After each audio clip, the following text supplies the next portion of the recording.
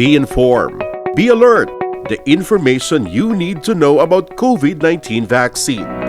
Right here, right now, on The Vax.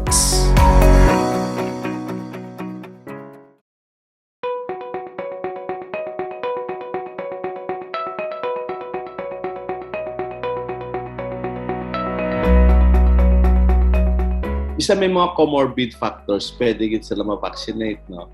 Kay waay man sang absolute contraindication ng ang age or comorbid factors in the absolute contraindication. Sa aton nga guidelines sa immunization, ang absolute lang gid nga contraindication, butang balon.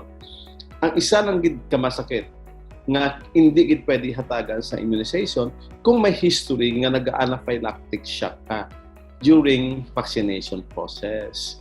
Utang balon, sa una pa lang, hatagan ka isang vaccine, nagano mo imo blood pressure, gabi ang imo nga palamula, na nabudayan ka maginhawa. So those are the signs of anaphylactic reaction. So kung ay ka sa anaphylactic reaction nga history, safe ini nga vaccine, regardless whether may edad ka na o kung may comorbid factors ka, no? For example, ako, I'm 64 years old, so senior citizen ako.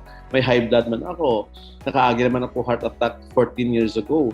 However, gina-emphasize ko din, nagtirisamo sa Doctors Hospital Subong, paano na kami sa mass immunization program is to be courtesy of the city government. So gusto na namin maka-receive sa vaccine halin sa city government para ma-start pa namin proteksyonan ang mga tao sa hospital, sa doctors.